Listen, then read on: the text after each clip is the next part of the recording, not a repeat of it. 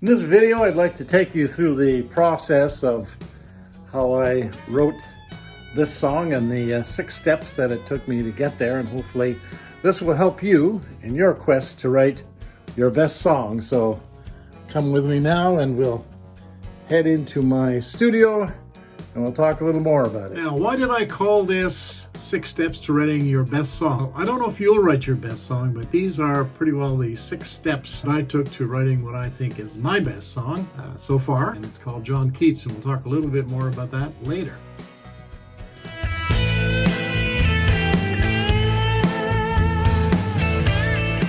Welcome to the Songwriter Life. I'm Bob Menzies, and in this channel I try to shed some light on the magic and the art and the craft of songwriting, at least in the way that I practice it. If this sounds like it's for you, then why don't you sit back and enjoy the rest of this video. Oh yes, and please don't forget to like this video and subscribe. It will help things out a lot. So as I analyzed the process that brought me through creating one of what I think is one of my best songs, I looked at the 6 steps. And these would be, let me see now, inspiration, first line, the melody, lyrics, the chords, and then demo recording. Look, when it comes to writing a song, the most important thing just might be that initial inspiration, that first line that pops into your head. It can pop into your head when you're half asleep. It can pop into your head while you're walking and your body's in motion. Sometimes when you're doing something completely different, you're not even thinking about it. So many people will tell you I had this amazing idea and then it disappeared. Whatever way you use, the important thing is that you get it down or she's going to fly away on you. Let me take a moment to talk about a song that I wrote called John Keats and where that song was inspired and how it made its way to the final recording. We're in Rome, where the poet John Keats died. We visited his room where he had on his deathbed said that when I die, I want you not to put my name on my grave because no one will ever read what I wrote. Let me show you this actual tombstone. This grave contains all that was mortal of a young English poet who, on his deathbed, in the bitterness of his heart and the malicious power of his enemies, desired these words to be engraven on his tombstone. Here lies one whose name was writ in water, February 24th, 1821. So as you can see, the first line of this song came from a very unlikely spot, a tombstone. So the first verse looks something like this.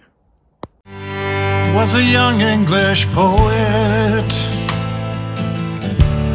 His name was John Keats,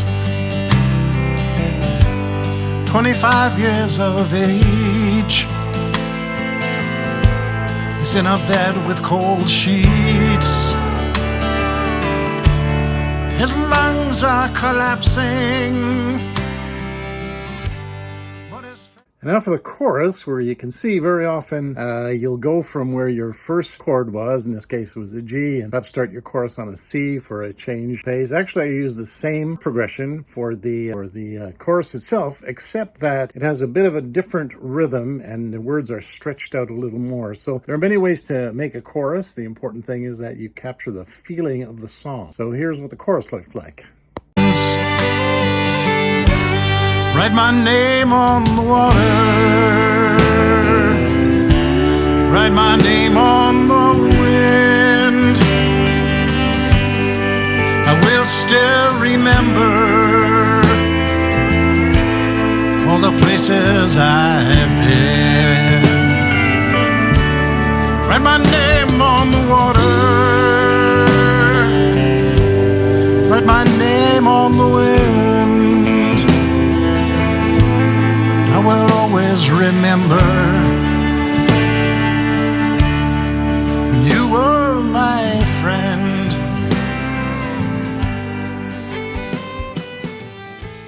So that was just to give you an idea of what something can sound like in its finished state when you get some crackerjack musicians on it. But there you have it. Now let's get on to the melody and how I looked at creating a melody for this first line. Now, the first verse of this song goes like this. It was a young English poet. His name was John Keats. when I get the first line or the first few lines, I try to give myself an idea of what the melody might sound like and the rhythm. And one of the best ways to do that is to sing it. Poetry is the kind of thing where if everything has its own rhythm and its own source, and I could kind of tell that this rhythm was going to be a slower one, and he was a young poet, so kind of a dreamy kind of a line. His name was John Keats, and of course I would go on to write all the other three verses and the chorus and so on. But right at this point I said, well, okay, how am I going to harmonize this, which is not one of the easiest things to do in the world, really, but you do get better at it with time. So what I decided to do was I was kind of searching around and saying, well, is this in a D? He was, no, I wasn't there. And is it C? I said, no, it's not that. D. And then I settled on a G, the people's chord. And the G seemed to be right. So now I've established what key I'm going to be in. So I'm looking at the key of G, and I'm thinking of what are all the other chords. And I'll show you something here, the circle of fifths. And it's something I used a lot, especially in the beginning when I was writing songs, not by this time of John Keats, but earlier in my first album. And the circle of fifths kind of helps you discover where within a key the chords might go. So if you look at this circle of fifths, you can see that after the G, the first chord, you can pretty well go anywhere. So I kind of felt that the G is a major chord. A major chord is an uplifting chord. Usually major chords are. And I wanted to go to a minor chord, so I chose the A minor. So he was a young English poet. So now I was starting to establish a kind of a sad piece of the song, because minor chords are sad. And then I went to a D seventh. The reason why I wanted the seventh, because the seventh creates again another chord, because the D chord, G, A, B, C, D, is the fifth chord. So that's a solid chord that will lead you back to the one chord, which is where this thing all started. But by making it a seventh, it makes it a little bit, it's not as settled as a D chord would be. Whose name was John Keats. But it does drive you back to the first one. So that's kind of the way I harmonized that part and chose the chords. And next we'll talk about how you start to fill out the song and the story. A lot of songwriters that I know, they have a much easier time with the music than the lyrics. The lyrics to a song are less like a poem than they are a conversation, because essentially all songwriting is really storytelling of one sort or another. So when you're writing lyrics, you try to keep a conversational tone to it, and there's really only two fundamentals that you need to remember, and that one is the verses are the way you tell the story. In this case here, we have the story of John Keats and the tragic story of a poet who dies too young, and then why he was where he was in Rome, and how he revered his friend and thanked him so much for taking care of him. And then finally his passing. So essentially we've got three verses here that tell you the story. And there's really a beginning, a middle, and the end, a classic three-part story. When it comes to the chorus, however, what you're really trying to do with the chorus is present a feeling. Now, in a lot of modern song, the chorus is really personified by it really gets loud and boisterous and that sort of thing, and that's part of it, because that's ginning up the emotion of the song. My approach is somewhat different. I look at the chorus as saying, okay, how does this song make you feel?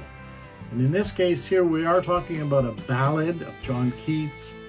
The feeling in the chorus is really one of, it's sad to be leaving this world, and it's sad to be undiscovered, if you like, but at the end of the day, we always have our memories, and we also have good friends, and that's, the tale that's told there. And that's really just my tale. I expect whoever listens to this song will have many other ideas on what it might mean, or what it might mean to them, or what that story means to them. If it achieves that, then it's achieved its purpose. And you can see that in the instrumentation, as some of you have heard along the way. There is a violin in there, played by a brilliant Nashville fiddle player, and you can see that, and the steel guitar. All these things lend this element of sweeping you along in a tragic but beautiful love story, if I might.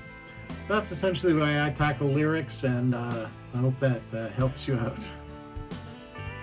Now, let's talk about demo recordings. This is the last step in the process, and this pushes you, when you decide to make a demo, to put your complete arrangement down and get it down. Now, originally my demos were on the Zoom H4n recorder, which I have a lot of respect for. It has tremendous recording capabilities. The sound is really, really good. When I was making my first album in Nashville, we went down to a plantation, a former cotton plantation in Mississippi, and did all the final demos there. And I just used my H4n and my guitar, and when we were leaving the plantation, there were a few people that said, "Oh, we heard you were working away on your stuff," and they quite enjoyed it. But basically what it did is got down my basic arrangement. Here's the chords, here's the song, and once I was able to take those into the studio in Nashville to session musicians, well, they were able to just take that and turn it into wonderful stuff beyond which I could do at the time. Now, subsequent to that, I've made 5 albums and an EP, but now I'm in the process of doing my own production. I have my home studio here, as you can kind of see around you. And I'm working hard. I have a lot of things to learn. It's not the easiest thing in the world, that's for sure. I have so much respect for engineers now. But I'm quite enjoying it. It's a new phase. So whatever way you choose to get these demos down, it's a way for you to be able to show other musicians. So typically what I would be doing is getting that demo down so they could listen to it, writing out the chord charts. So these are the chords, and this is the arrangement, so that you have everything, all of the sections, your intro, your verses, your choruses, your tags, your bridges, those sorts of things. This is not the place for me to get into all the details about this. Books have been written about it. I'm just trying to talk to you a little bit about my process and how it works, and I'm hoping that can help you in your inspiration. And if you want to, in the comments below, if you want to see something more in-depth about any one of these topics that I've been showing you, well then please do it, and I'll be happy to make more videos in more depth about any of these pieces if there's a demand for it. So I'm going to say goodbye for now and sign off. I want to thank you very much for watching. I hope you've gotten something out of this somewhat brief presentation of kind of my process, and I hope I can help you in your process.